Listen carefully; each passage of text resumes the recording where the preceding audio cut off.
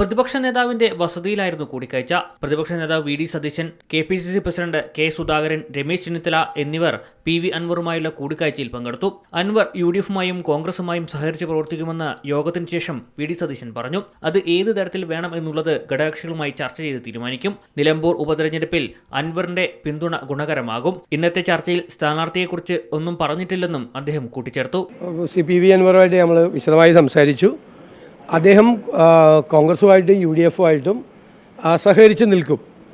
അതുമായി ബന്ധപ്പെട്ട് എങ്ങനെയാണ് സഹകരണത്തിൻ്റെ മോഡ് എന്താണ് എന്നതിനെക്കുറിച്ച് അദ്ദേഹം ചില നിർദ്ദേശങ്ങൾ ഞങ്ങളോട് പറഞ്ഞിട്ടുണ്ട്. ആ നിർദ്ദേശങ്ങൾ ഞങ്ങൾ കോൺഗ്രസ് പാർട്ടിയിലും UDF-ലും ചർച്ച ചെയ്തൊരു തീരുമാനമെടുത്ത് അദ്ദേഹത്തെ അറിയിക്കും. അദ്ദേഹം ഞങ്ങളുമായിട്ട് അത് ആശയവിനിമയം നടത്തിയിട്ടുണ്ട്. ഏത് മോഡിലാണ് അദ്ദേഹം ഞങ്ങളുമായിട്ട് സഹകരിച്ച് പ്രവർത്തിക്കും.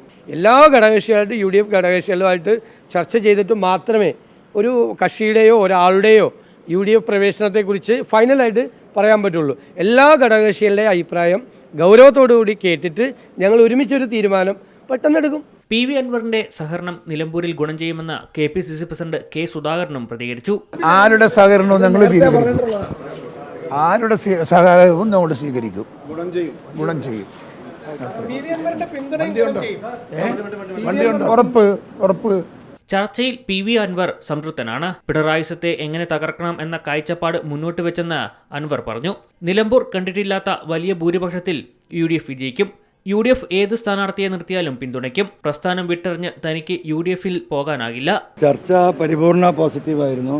ഞങ്ങൾ വളരെ സംതൃപ്തരാണ്. പിണറായി സത്തിനെതിരെ എല്ലാവരും കൂടെ ഒരുമിച്ച് നിന്നുകൊണ്ട് മുന്നോട്ട് പോകണമെന്ന ഒരു കൃത്യമായ ധാരണയുണ്ടായിട്ടുണ്ട്. ഞങ്ങൾക്ക് പറയാനുള്ള എല്ലാ കാര്യങ്ങളും പറഞ്ഞിട്ടുണ്ട്, വിശദീകരിച്ചിട്ടുണ്ട്. ഞങ്ങളുടെ കാഴ്ചപ്പാടുകൾ വിശദീകരിച്ചിട്ടുണ്ട്. പിണറായി സത്തെ എങ്ങനെയാണ് നമ്മൾ തകർക്കേണ്ടത് എന്നതിനെക്കുറിച്ച് ഞങ്ങളുമായി ബന്ധപ്പെട്ട ആളുകളുടെ കാഴ്ചപ്പാടുകൾ വിശദീകരിച്ചിട്ടുണ്ട്. സ്വാഭാവികമായിട്ട് നമ്മളൊരു പ്രസ്ഥാനമായിട്ട് പോകുമ്പോൾ അതെല്ലാം വിട്ടെറിഞ്ഞുകൊണ്ട് നമുക്ക് പോകാൻ കഴിയും. അത് വേറെ വിഷയമല്ലേ. PV അൻവർ കൂടി നിലമ്പൂരിൽ UDF-നൊപ്പം ചേർന്നതോടെ ഉപതെരഞ്ഞെടുപ്പിൽ ഇടത് വിജയം എളുപ്പമാകില്ല. പുതിയ സൂത്രവാക്യത്തെ മറികടക്കാൻ മറുതന്ത്രം ഇടതുമുന്നണിക്ക് പയറ്റേണ്ടി വരും. മലയാളം ന്യൂസ്, തിരുവനന്തപുരം. ഏറ്റവും പുതിയ വാർത്തകളും വിശേഷങ്ങളും വിരൽ തുമ്പിലറിയാൻ മലയാളം ന്യൂസ് എല്ലാ ഡിജിറ്റൽ പ്ലാറ്റ്ഫോമുകളിലും ലഭ്യം.